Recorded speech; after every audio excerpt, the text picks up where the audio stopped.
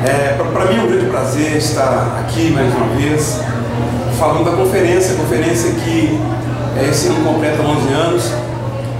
E esse ano, diante de tudo que a gente está falando, no ano da aliança, nós falamos um pouco